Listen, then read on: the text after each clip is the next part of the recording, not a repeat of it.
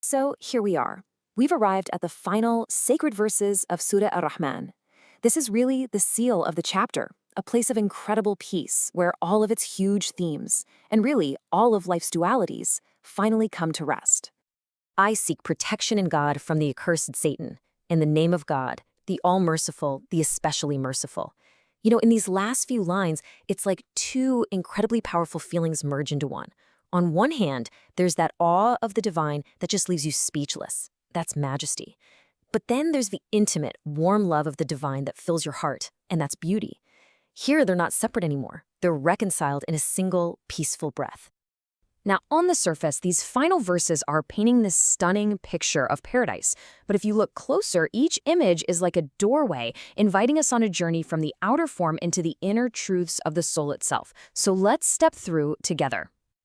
Okay, so let's begin with that outer form, with what we can see. What's amazing is that the surah ends not with these thunderous, cosmic descriptions, but with images of intimacy, of purity, and this deep, profound sense of complete rest. The first thing we see is this image of maidens secluded in pavilions. It just evokes this feeling of a beauty so precious, so valuable, that it has to be gently guarded, kept safe within a sanctuary. And then, we're told they are untouched by human or jinn. This goes even deeper into that theme of purity. It's suggesting a state that is absolutely pristine, completely inviolate, beyond any kind of corruption or even outside influence.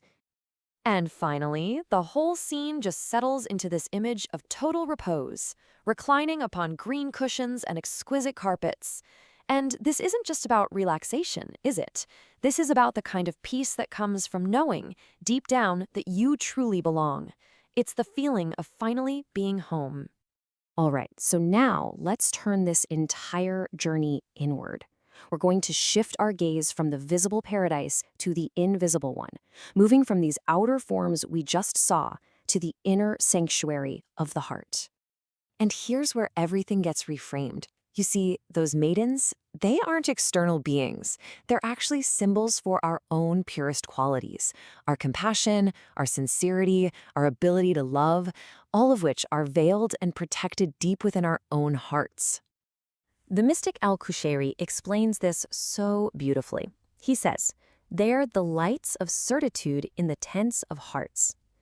These inner virtues, these qualities, are the steady lights that illuminate our inner world. And what about that state of being untouched? Well, inwardly, this points to the heart's most intimate secret, a space that is reserved only for the divine. It's a state of pure sincerity, something called ikhlas, a devotion that's untouched by ego or the desire for praise or any kind of illusion. And reclining on green cushions, that becomes the image of the tranquil soul, the soul that's truly at peace, resting in a state of constant, gentle remembrance of its source. This is such a brilliant illustration that paradise isn't just a place we go to, but a state of awareness we can actually live in, right here and now. This all leads us to the surah's famous refrain. Throughout the entire chapter, it rings out like this powerful, challenging question. But here, at the very end, its whole purpose and feeling just transforms. That question, "Then which of your Lord's favors will you deny?" It shifts from being a powerful challenge aimed at the mind to becoming a gentle, consenting whisper inside the heart. The soul isn't arguing or denying anymore. It's simply agreeing. It knows. This refrain becomes more than just words. It becomes a living practice, a dhikr, a remembrance. It actually syncs with our very being. You can feel it in your own breath. You inhale the question, "Which favor?" and you exhale the answer, "None do I deny." The question and the answer just merge into one single rhythm of gratitude. And, hidden just beneath the surface, there's a whole other layer of harmony going on.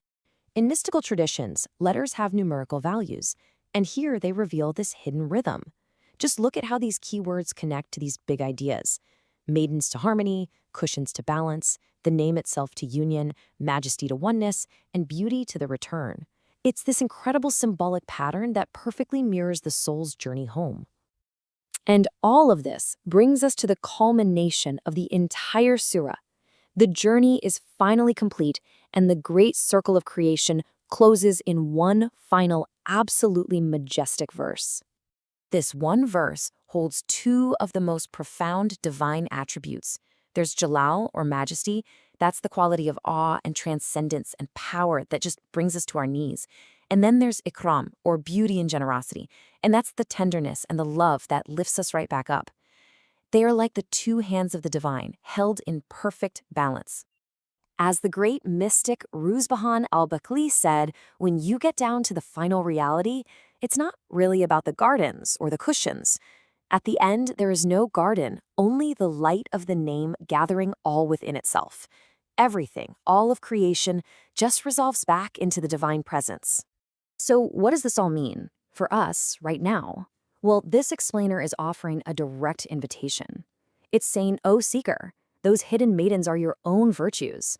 That green cushion is available to you right now whenever you choose to rest in remembrance. Don't postpone paradise. You can live it." And this whole journey ends in the most intimate kind of prayer, a final benediction. Your question was my cure. My answer is only thank you. When every voice falls silent, your mercy remains the sound within the heart. And so, the journey is complete. The surah has guided us all the way from mercy to blessing. The insistent question has transformed into an act of worship, and now that worship just dissolves into a peaceful, grateful silence. Blessed be the name of your Lord, possessor of majesty and beauty.